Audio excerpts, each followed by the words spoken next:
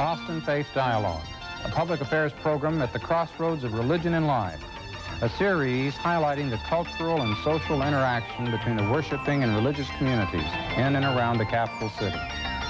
Austin Faith Dialogue is brought to you by the Austin Metropolitan Ministries in cooperation with KTVC. Join us now in Austin Faith Dialogue. The good news and the daily news. What's the connection between the faith community and the news media? Hello, I'm Richard Thompson, pastor of Central Presbyterian Church, and your host for this edition of Austin Faith Dialogue. And today we turn our attention to responsible journalism as viewed by professionals in the field. But within the religious setting, we now ask some commentary from David Lowery, managing editor of the Austin American Statesman, and Vanessa Jackson, producer of Access and Sound Site programs on KUT Radio. We welcome you both to this edition of our program. Thank you. And would like to pick up on this thought of the relation of the good news and the daily news insofar as we realize that your task in both of your media is not to promulgate any particular viewpoint or religious perspective, but nevertheless to treat religion as news and to have some relationship to the religious community. And I think we might start with that, David, as you perceive it from the standpoint of the local newspaper. Right. Well, I think that news is broken down into news of interest to the whole community, and that could be anything from the Pope in Mexico to something major happening in Austin or Travis County or Central Texas that people would be interested in general. And then I think there's a narrower version of religious news, and that is the notes of any particular congregation, who's going to be speaking on any Sunday, who's going to have a special banquet, and that's news that isn't necessarily community-wide. And at the Austin American Statesman, we try to provide both. There are religion stories that need front-page exposure, that need metro, city-state front exposure. Others that don't need it, and you will find those in our neighbor sections, which are zoned sections that come out every Thursday, or in the notes section, which is also, the religion notes section is also in that. We try to give a pretty good comprehensive view of religion news in Austin, and we have a writer designated to cover that, and we use a couple of freelancers too that help us on that front.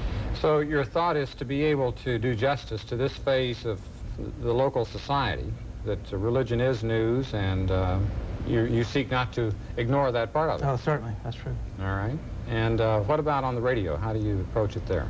Well, it's a little different with the programs that I do, Richard, because the Sunday morning program, which is basically a program for the blind and print handicapped, only runs on Sunday, and we have volunteers come in during the week who read stories for that program. So as far as religious news for that particular program, we don't tend to cover the kinds of things that, for example, the Austin American Statesman would do, because by the time we broadcast, the stories are old and stale. But for Access, which is a live listener call-in program, we tend to cover things that we feel the public wants to talk about. A good example of that would be the Hyde Park Baptist Church controversy.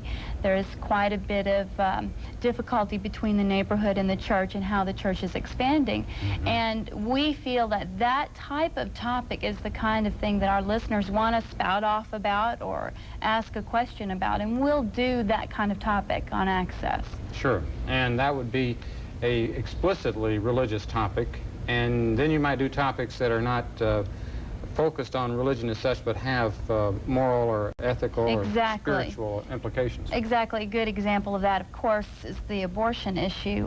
Whenever we do discuss abortion on Access, we generally do try to get a religious leader from both sides of the issue, because we feel like different religious leaders really do have different viewpoints on it. So when we did a program on abortion a while back, we had on one pastor from a church that was quote-unquote pro-choice and another from a pro-life church. And we feel like it gives a good balance, and it is a topic that relates directly to religion. Okay.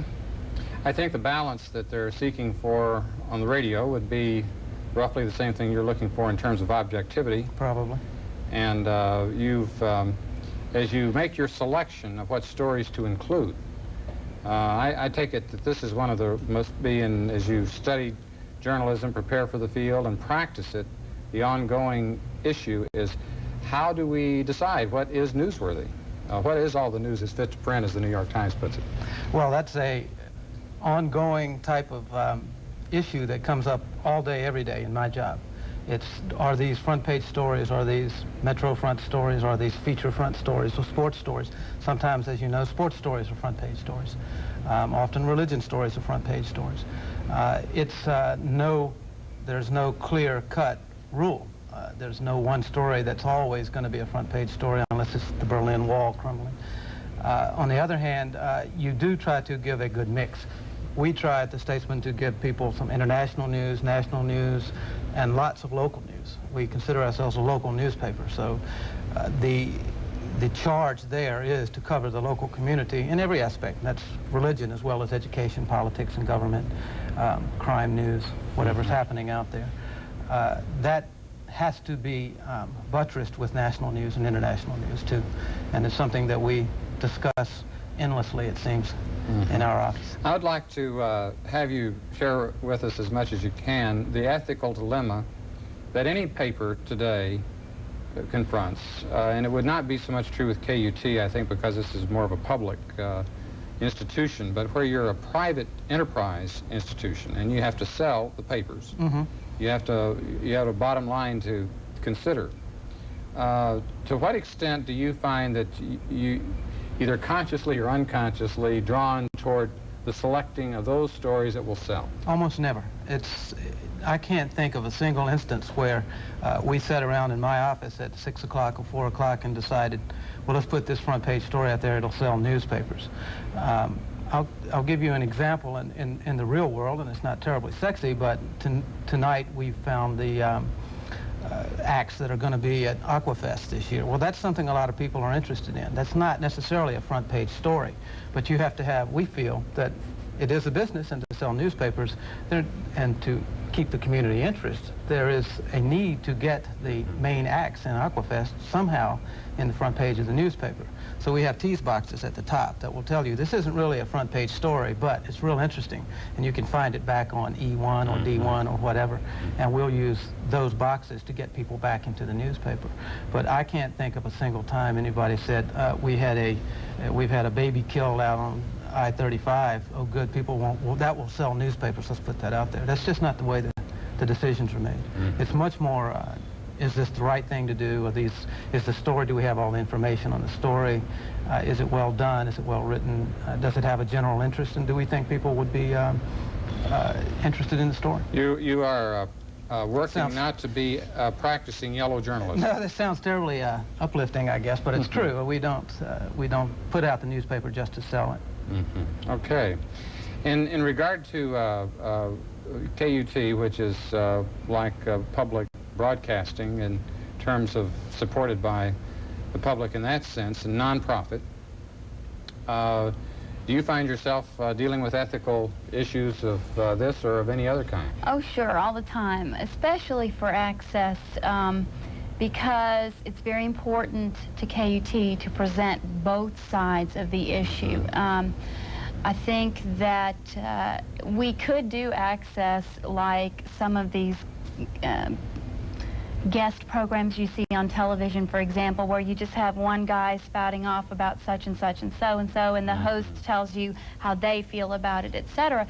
But KUT is very special, I think, in that the station really does have very high standards, ethical standards, and we are very, very, very cautious about not appearing biased on the air. I myself am put in that position perhaps more than some of the other producers at the station because I do a live listener public affairs call-in program.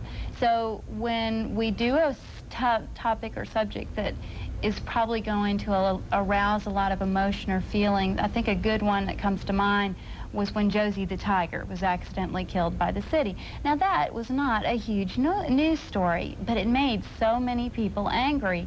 And I really had to sit during the discussion and just have absolutely no discussion, no opinion on the discussion.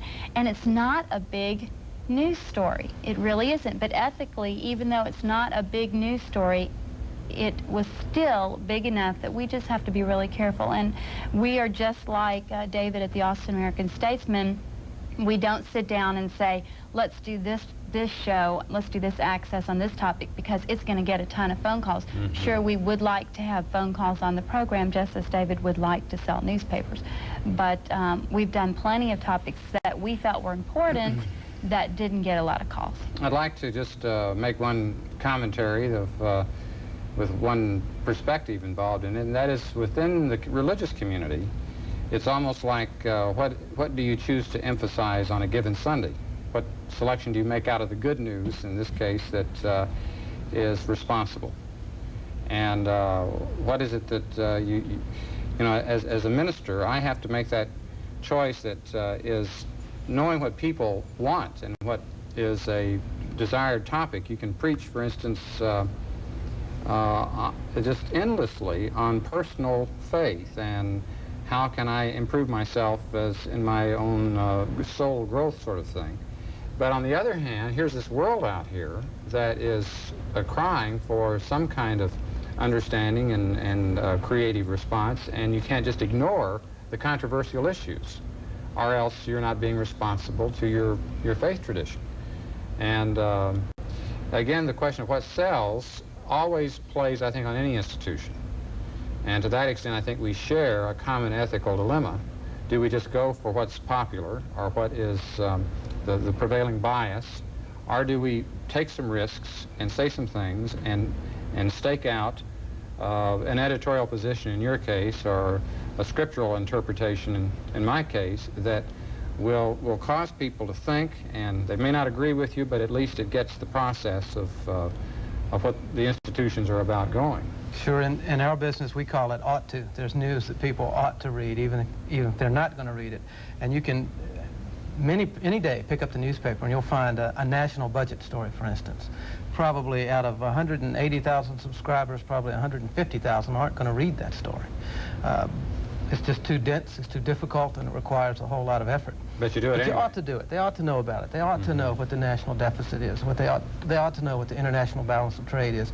And it's up to us to see that, okay, we think that's important. I mean, that is a personal decision. This is leadership on the part of the press to make some determination to at least present the public with those kinds of issues to consider if they haven't before. Well, it's just like Vanessa said. I think in our operation, too, I have found that people want you to somewhat grade the news for them. They want you to give them what's important, not only in Austin, Texas, but in Texas and the nation and in the world on any given day. And I think if we maybe could sell more newspapers if we just put entertainment news or uplifting stories or funny little vignettes on the front page, but I'm not sure that's what we ought to be doing. Okay. And it's similar with SoundSite.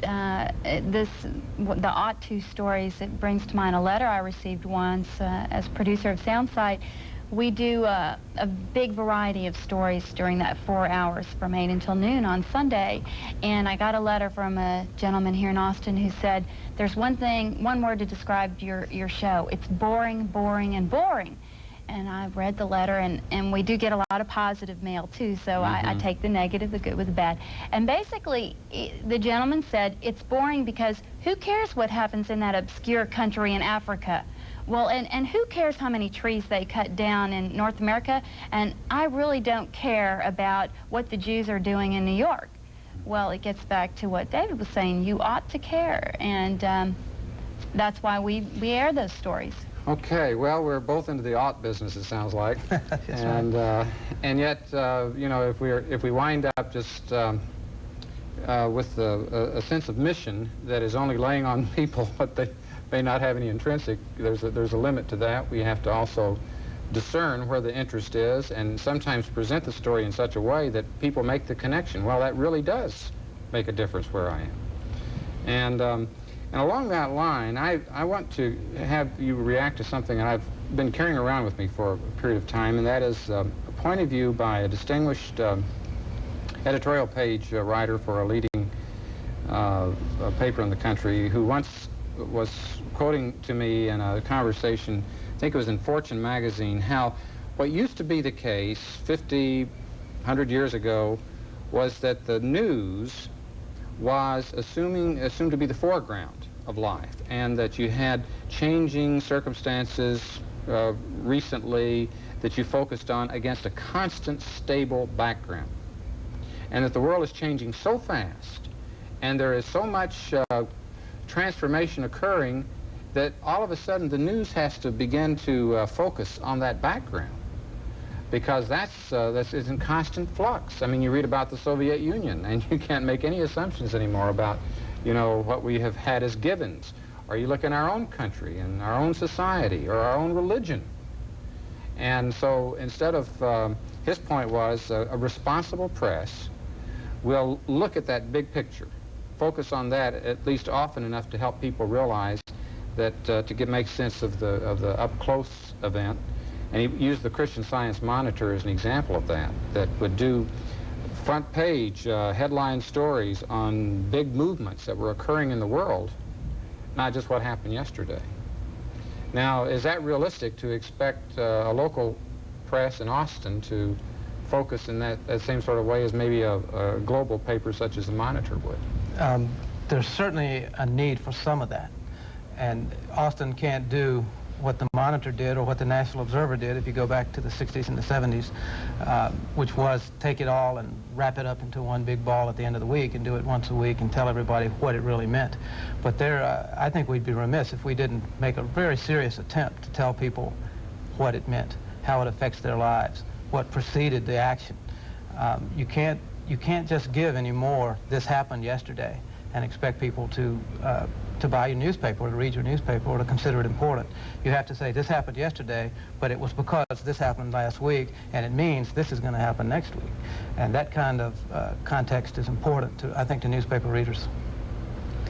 So it gets back to the public radio thing. Luckily, because we don't have to run commercials, we can get a little more in-depth on the stories. Mm-hmm. And whereas commercial media often has to skim the surface because they just don't have the time to broadcast the stories in full and get the background as you described it. National Public Radio, which KUT yes. carries, mm-hmm. does have programs, for example, like All Things Considered, and I don't think there are any other big networks in the nation, maybe even the world, except for perhaps some of the European networks, that can carry a news story that lasts 7 minutes long. And it isn't just focusing on the forefront. It really does give the whole background. Mm-hmm. It's a real balancing act in newspapers because you have to give enough to make it meaningful, but you do have limited amount of space, and frankly, people have a limited amount of time in which to digest it and to take it in and read it.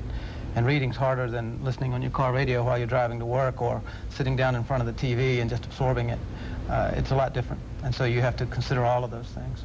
I'm reminded a little bit in movies and other video productions, you have the camera that can focus on the up-close object, or it can make that focal point what's in the background, but it's difficult to do both at the same time. I'm not sure there's any camera that's been able to pull that off. I'm not sure that the perception you began with was correct. I'm not sure the background was all that static mm-hmm. that long ago anyway. I'm not sure it just wasn't harder to get to, more work, and frankly there wasn't as much communication or as many means of delivering it. Mm. But there has always been a need, I think, to know what Joseph Stalin was doing in Russia or what Adolf Hitler was doing in the 1930s in Germany. Well, James Reston, the editorial writer for the New York Times, once said the biggest story, and really the only story in the world today, is change, and more change, and that the speed and the depth of that change has accelerated.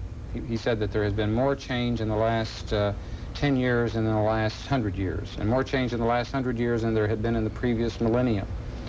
And the extent of that just accelerating to the point that people are dizzy and disoriented in the midst of all of that was his contention that at least in his columns, he was seeking to lift that up. Well, you may have seen that in your own work. has it driven more people to religion? Has it driven more people to church because of that disorienting factor of the speed of change and communication? I think that it's a mixed reaction. I think in some cases it's been called foxhole religion, where you suddenly realize that there's a stress and things that seem out of control, and here is faith that gives you the sense of having some control over your destiny. On the other hand, there are people that are suddenly so, at least in my experience in the church and in the community, they're so impacted by this that all previous assumptions get loose, and what formerly made sense in regard to institutional religion doesn't anymore. And I think this is one reason that someone like Joseph Campbell speaks so readily to people in the larger society, is that they may not be orthodox in their faith, but they are spiritual in their search. And when Bill Moyers was here recently, I had a chance to talk to him about that aspect of the impact of change on the religious scene. And I also talked to him about journalism too, by the way. And he made one very interesting point. He was saying that as he has traveled the world and did it for CBS at one point and later for PBS, he has found that the big mega structures of journalism have begun to, it seemed, to reach a certain limit, and that in Poland, for instance, the revolution that overthrew the communist, in effect, was a result of a lot of local communications. They made their own videotapes through the church and got that out and around. And they had their own newspapers. And in the Philippines, I've heard Cardinal Sin say that that's the way Marcos was largely overthrown, was a result of those local efforts. And so that's one reason that I think it's good to come back to Austin and see us in a local scene about what is the role here that would be different. You were in Atlanta before you came here. Do you relate your work here to there in any similarities or differences? Oh, sure. It's quite different, and in many different ways. But there's also a lot of sameness. This is a very comfortable town, and it's not unlike Atlanta in a lot of ways. But the religion community in Atlanta had a much higher profile than it seems to here. How do you mean that? Well, you had a minister who was mayor of the city. You had several ministers on the city council. They ran for office. You had the Southern Baptist headquartered right there in Atlanta, the Southern Baptist Mission Board.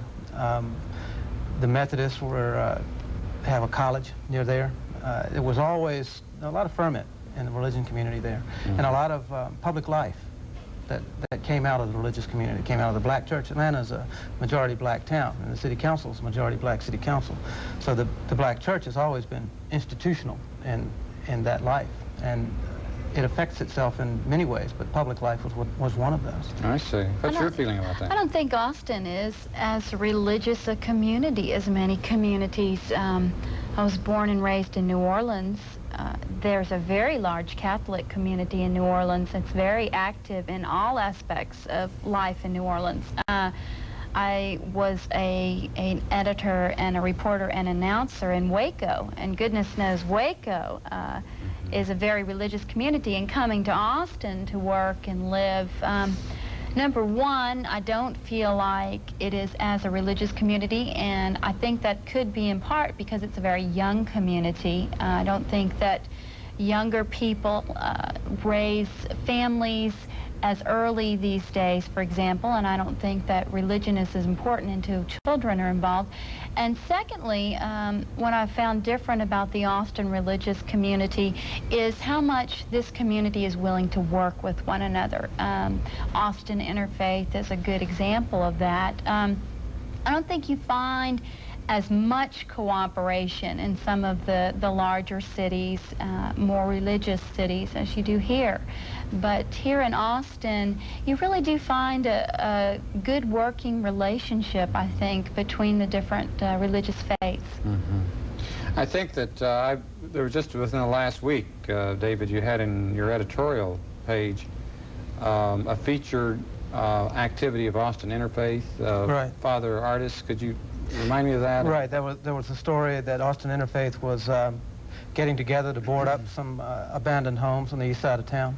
And that's just one of the things they've done. They have got Austin Interfaith has a parenting group. They're helping parents, single parents, many of them, poor parents, many of them, help teach them how to parent, how to help get their kids through school. Austin Interfaith they've been at the paper a number of times, and I've sat down with them and talked to them more than once.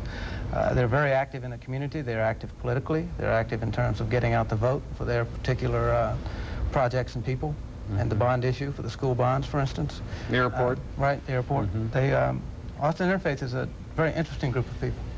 And the Austin Metropolitan Ministries, as the sponsoring body for this program, has, I know, talked to you in terms of the housing rehabilitation that was done within the last few weeks. It is along the same line of community action. Right. And I think that the extent to which G.K. Chesterton once said that you almost have to do more bad news than good news to pander to human nature is an oversimplification in light of the fact that I can see in both of your instances that you do accentuate the positive as part of reality. And you have also accentuated a number of other things that have been very helpful to us today. And I would like to thank you, David Lowery and Vanessa Jackson, for having been with us today. And Thank you. your I insights. appreciate it. Thank you for having us on. And we'd like to thank you folks for watching today and invite you to come back next week for our next edition of Austin Faith Dialogue. I'm Richard Thompson on behalf of the Austin Metropolitan Ministries, thanking you for watching. Peace be with you.